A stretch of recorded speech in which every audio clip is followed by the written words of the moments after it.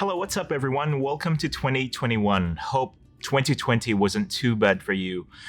If it has been challenging, I feel for you. But this year, we're going to start fresh. We're going to start positive, and we're back here doing these YouTube videos. Thank you for all of the comments that has been coming in. I hope you've learned a thing or two, and hopefully we have brought some value to your career, to your progress, or in life in general. That's really what we wanted to do. We just wanted to share some insights, some tactical knowledge, and what we've learned so far here at Relab in the agency through our experience working with different clients and different projects, and big and small. But hopefully it's helpful for you so far. And reading the comments that you've been sending through has been very, very enlightening for me, and that motivates me to create more videos like this for you.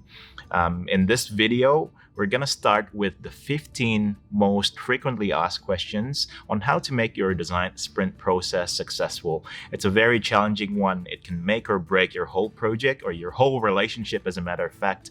But this time, I'm going to cover hopefully these points that are helpful for you to know, or these are actually the things that I wish I knew before I started my first sprint.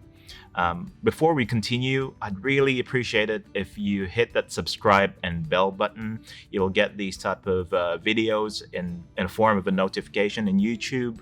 And we try and produce one every single week with a group of 20 videos per set, and then we'll take a quick break, and which is what we usually do anyway. But anyway, before we get into it, I'll appreciate it if you subscribe and share the love. Thank you. All right. So the first point that I wish I knew before I started my first design sprint was understanding how big of a problem should I tackle in my first sprint. This oftentimes throws people under the bus because they're trying to tackle something that's way too big for the 1 week. If we're talking about a 5-day or a 4-day sprint, then you should be quite specific in terms of the challenge that you want to solve instead of going broad. Oftentimes, though, when you start the process, you'd understand very quickly whether your problem or the challenge that you're facing or you're trying to tackle is too huge. It will feel a little bit too complex, and you'll start to feel like, do we actually have enough time to look after all of these issues and cover all of them? So oftentimes that's what you'll feel. If you feel that way, then chances are your problem is way too big. So you want something that is just enough for you to be able to solve it within the 1 week's time, when it's realistic enough to solve. And if you feel like the feature that you're trying to deal with has got too many branches in it, that it's hard for you to focus. If you're having some focus problems, that means it's way too big, which means you want to narrow down and prioritize on the most important thing out of that issue. And you shouldn't worry too much about the rest of the other problems, because and usually stakeholders will think that, oh, what about this, what about that? You should be able to drive the conversation into a focus type of conversation. That way you're actually not eliminating all of the other challenges, but instead you're going to push it further back in the backlog. Once you're done with the first sprint, you'll learn something, and that chances are it will actually inform the rest of the other challenges that you have to face in sprint number 2 or the rest of the other iteration sprints. Second question on how to make your design sprint successful is, do I need a full 5 days to run a design sprint? The answer is yes and no, but I'll explain why. If it's the first time that you're running your sprint, then yes, you need a 5-day, at least from my own humble opinion, because it gives you time to think and go through the process and appreciate it. Whereas if you go down the 4-day process, which is essentially a more compact version of the 5-day process, or even some people would say 3 days, my suggestions are don't go into the 3 days or the 4-day version if it's only your first time, because you'll feel overwhelmed, you'll drain your energy, and you're trying to put more pressure onto yourself, whereas you don't actually want to have a lot of pressure when you're running this for the first time. So take your time, do the 5-day process, or even, like I would even suggest some people to break down the 5-day process into 2 weeks rather than trying to fill it all into 1 week, because 1 week means a super intensive 1 week. It's like working 9 to 5 or even 9 to 10 sometimes during prototyping days. But yeah, don't put too much pressure on yourself. Take your time. It's more important for you to do it correctly, to do the technique correctly, and do it right. Number 3, what if I'm missing a writer or a designer for my prototype during the design sprint. So the most important thing is to understand who your sprint team is, and this is part of your preparation leading into your first design sprint. But when you're trying to form a team, you're trying to understand who's in my team here. Do I have a designer? Do I have a writer? If you don't, and you have no luxury in hiring a designer or trying to get a designer involved or trying to get your design agency involved or your writing agency involved, then do it with your own internal teams. And from there, you just need to understand who's capable of what. One of your team members might be capable of designing but not using design softwares like Adobe or Figma or Sketch, but they're comfortable using Microsoft PowerPoint. I mean, I'm saying this while I'm smiling, but I'm actually not kidding. It's actually okay for you to move forward with a sprint using the most rudimentary tools that you may have on hand. The most important thing here is for you and your team and your idea to progress forward so you're able to validate them. If you have the luxury of design skills, then yes, by all means, go ahead with it. But if you don't have it, see what's available and be resourceful about it.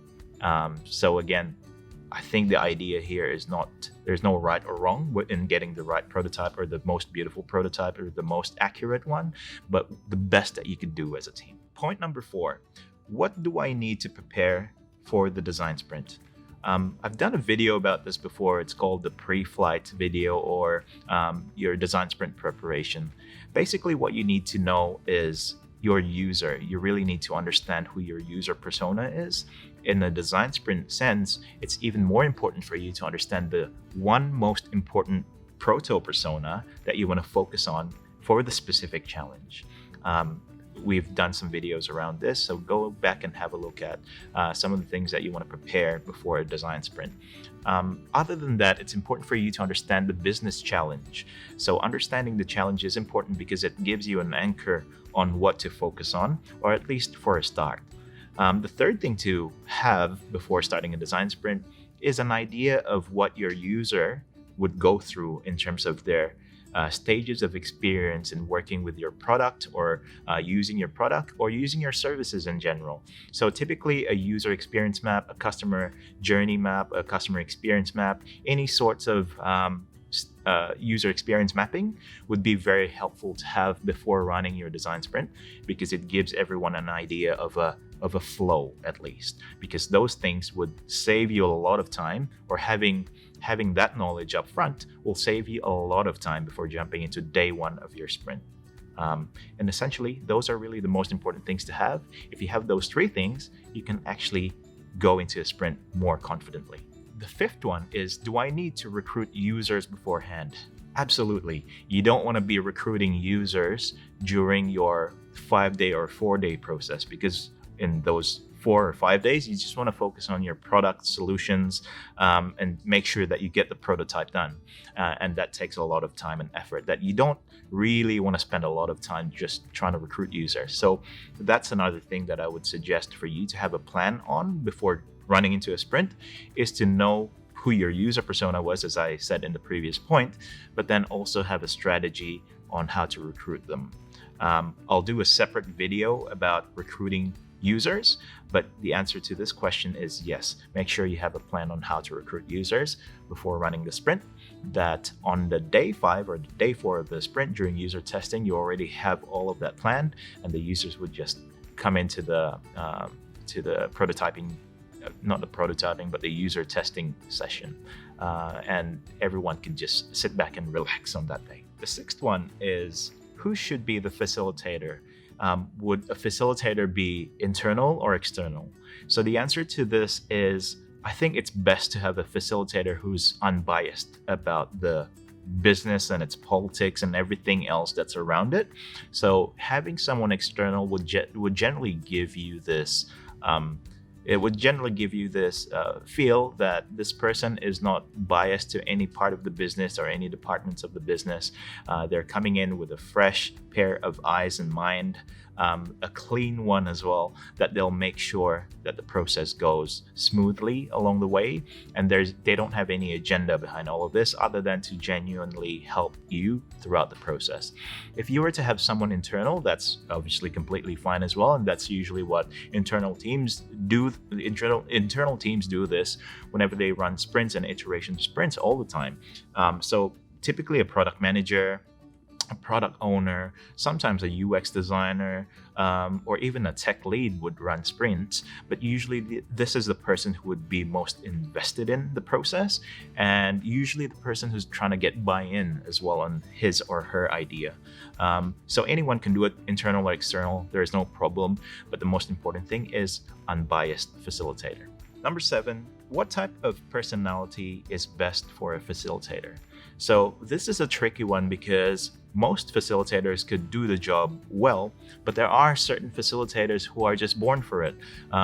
If we're talking about someone who's talented in tennis or football or basketball or whatever it is, they're just born talented and they have that talent. And what talents are we looking for out of a facilitator? Usually these are people who are great listeners, which means they have empathy for other people, because remember, you're facilitating more than just 2 or 3 people. Usually it goes up to 5 or 7 in a sprint, but you want to make sure that the facilitator has empathy for every single person, and it helps when they're unbiased, they're not on anyone's side as well, and they're being a great listener to each and every one of the team member, making sure that everyone's opinions are heard, and can control the energy in the room as well. So a good people person has great empathy, being a great listener. It doesn't matter if he or she is an introverted or extroverted person. It doesn't matter at the end of the day, as long as they listen. They understand their participants' feelings, and at the end of the day, if they're also facilitating user testing sessions, then it's very important to have all of this same skills. So a good people person is what you want to look for, someone who's fair and unbiased. Number 8, how should I plan the design sprint agenda for the 5 days? I'm going to focus on the 5-day version instead of the 4 or 3 days or any other design sprint styles, but the 5-day version allows you to, day number 1, just understand the problem. There are different tools on how to do this. In a design sprint sense, essentially you're trying to write goals and questions, you're trying to do your user journey map, and you're trying to decide on the focus within that user journey map. Day number 2 is when you focus on solutions and also back it up with some aspirations. And that's why the morning usually starts with a lightning demo session where you gather aspirations from your team members. This is where you do the experts interview as well, trying to gather aspirations from the rest of the other wider stakeholder group. And you spend the rest of the day trying to come up with solutions. Day number 3 is when you decide on a winning solution, and then you want to spend the rest of the day trying to storyboard your product. In Relab, we do our storyboards in the form of a user interface flow. Have a look at our video about storyboarding hack if you haven't done so. That's a good way on how you could save a lot of time during this storyboarding session on day 3. Day number 4, as Jake Knapp says, this is all about the prototyping mindset. So all you want to do is get in there in the morning, try to spend the time as efficiently as possible, trying to get the prototype up to its level where it needs to be. Day number 5 is finally the user testing day or user interviews day, where you interview your users, trying to get feedback from them and also write notes about their feedback. Question number 9 is about how long should breaks be? Obviously, you need to have some tea breaks or lunch breaks, at least some lunch breaks during the design sprint. So the way I would usually form this in my agenda is day 1 to day 3. And again, I'm talking about 5-day sprints. Between day 1 to day 3, you want to allow an hour for lunch. And this will allow your team members to obviously relax and have some good lunch, but also to mingle around a little bit between themselves. It's particularly important when you're running a sprint with team members that are not necessarily from the same area or from the same department, where they may not be team members on a daily basis, but they're only getting together and trying to gel together. Day 1 to day 3, 1 hour lunch. Now we're talking about prototyping day and day 4, usually because you want to invest as many time as possible trying to get the prototype done. Lunch could happen anywhere between half an hour to whatever, an hour. But oftentimes what happens is a designer would be so invested in stitching up the prototype that they don't have time for lunch, and they'll be sitting in front of their computer while doing lunch. And that's completely normal. I know it's unhealthy if you do this every single day, but if it was just for the one day, which is day number 4, it's actually fine. And day number 5 is going to be about user testing. And how does lunchtime work around this? Usually the way we do it here at Relab is we try and rotate, because you have team members taking notes. You can have one team member go and have lunch earlier, say like at 11:30, and the rest of the other team members are taking notes while watching the user interview. And then you want to rotate, so someone else goes into lunch at 12 o'clock and so on and so forth. And then that way you're not missing out on the notes, but you've got your team members to cover you up as well. Number 10, how do you document everything in a design sprint? Well, there are many ways of doing this. In Relab, we use like a wiki type of software, whether it's a Confluence or Jira, but typically Confluence. You could always use things like Trello, Asana as well, and you could use things like Notion is really great as well for doing things like this. But other than that, in terms of how the process goes, you don't actually need to document a whole lot other than just being part of the process, because when you're being part of the process, then you would be aware of what's happening and how did one lead to another in terms of decision making. And the other thing that's great to do is just document some clips of videos, take some photos of the artifacts, take photos of team members interacting and voting, and doing things like that would be enough for documentation. The next one is about what if you run out of ideas during the sprint? So a lot of people would worry about this because they're about to invest 4 to 5 days of their week into this process that they don't really know about, and that's completely understandable. But then, you know what, you're not actually going to run out of ideas because you've got team members, and whatever idea that comes out of you is actually not a bad idea. You might be looking at yourself and then go, oh, like I'm not a creative person, I can't sketch, I can't do this and that, but it actually does not matter, because you know what, there's never a bad idea when you combine them all together, and when you involve the right process and the right speed critiques and all of that stuff. If you put all of the system around it, your idea could actually be a good one. Number 12, what if you generate a lot of bad ideas? Now, I know I've covered my points about running out of ideas in the previous point, but then in terms of bad ideas, you know what, if it ever actually comes out, which is quite rare when you're working with a good team, but if it does come out, then usually it'll just be eliminated or it won't get votes. If it's obviously not the right thing to move forward with, let's say imagine you're in a team situation and then you've got your stakeholders or your senior executives as part of it as well, or your co-founders as part of it, oftentimes bad ideas will be eliminated pretty quickly in day number 1 or day number 2. So you don't actually have to worry about that, but at least what you need to focus on is that you've got pretty good ideas on those days, that the bad ideas are irrelevant or does not even matter anymore. Point number 13, what happens after a design sprint? This is another question that is often asked. So now that we've got this prototype and this user testing document, like what do we do now?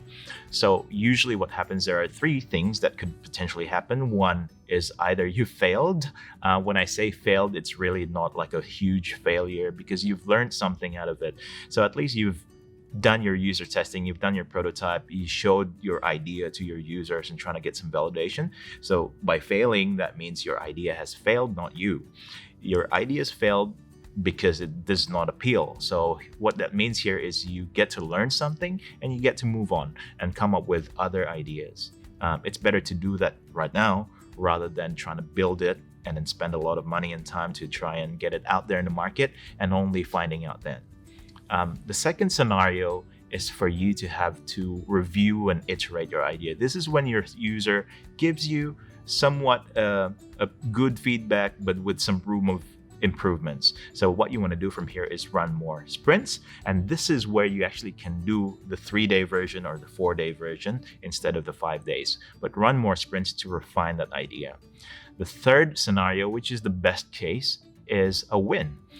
It's an epic win because your user just loves it.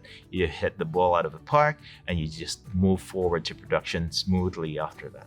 Point number 14 is how to reduce conflict, stay on the agenda, and keep people motivated. Now, this is a facilitator type of question because most of the time your room's energy level would be determined by not just the people around it, but the facilitator plays a huge role around this because they want to keep a consistent flow of energy running within the 5 days, which is not an easy job by any means. So oftentimes, you don't want to hype it up too much on the first day, but then it goes down gradually in day 2, 3, and so on and so forth. But you want to keep it stable and consistent. So to keep people motivated and stay healthy in body and mind, we'll have some healthy snacks.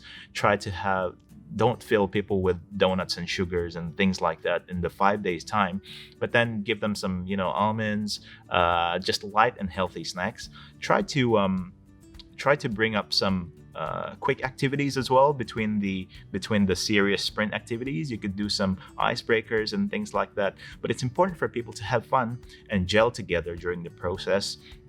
And in doing so, they can bring out the best out of them in coming up with ideas and be a supportive team member when needed as well during the crunch time.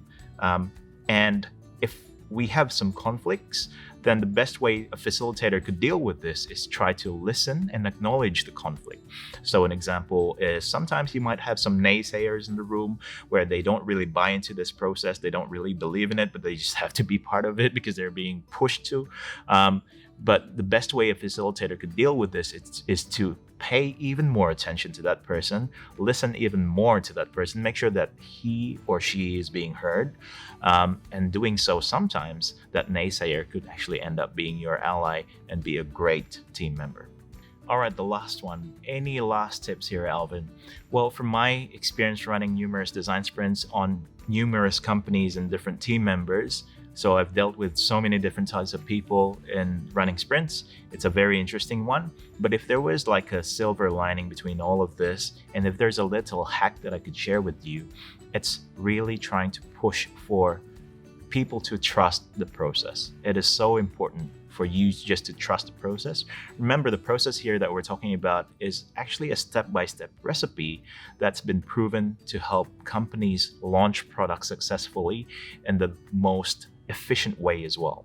So trust the process. It's important for everyone to follow you. So as a facilitator, it's even more important to be able to guide everyone throughout all of this. And if there was another thing that I could share with you, this is actually the thing that I look forward the most out of every sprint. It's that the process is actually far more important than the outcome. So you should separate that. And what do I mean by this? I've been in design sprint process, or I've facilitated design sprint processes before that actually changes someone bigger than their own project. So as an example, I've run a process where the participant has decided to think about her career because she feels like she could actually do more and because she was inspired by the process. So she went off from being, say, what was her role? I can't even remember, but she was one of the customer services person, and she decided, you know what, I think I'm good at doing something like this. I want to get into like a business analyst role. And she thought about things like that. And that's just one example. But sometimes this process gels people together, gets people to understand one another even better, that it gives the company so much more value out of their own people rather than not doing it. So that's probably the thing that I enjoy the most out of every sprint. And make sure that you see the process as a different thing as opposed to the outcome. The outcome is obviously a valuable thing. It's a proven thing. But the process itself is something that oftentimes people overlook. And if you acknowledge that, and you see the value out of it, then I think we're in a good place. All right, guys. So those are the 15 frequently asked questions that I get around design sprints and how to make it successful. It works if it's your first time. It works if you've run a few of these, but just would like to understand better on how we've done it our way, and hopefully it's been helpful. If you've done sprints and have little hacks that are not even here, please write a comment, let us know. I'd be more than happy to read and understand and learn more myself. And so the other thing that I would really appreciate you doing is give this a like. Share it with your friends, family, colleagues who would benefit from this video, and leave us a comment as well. Tell us what you think. And it's been very inspiring so far to see your comments coming in, and that's what motivates me more. All right, guys, have a good one.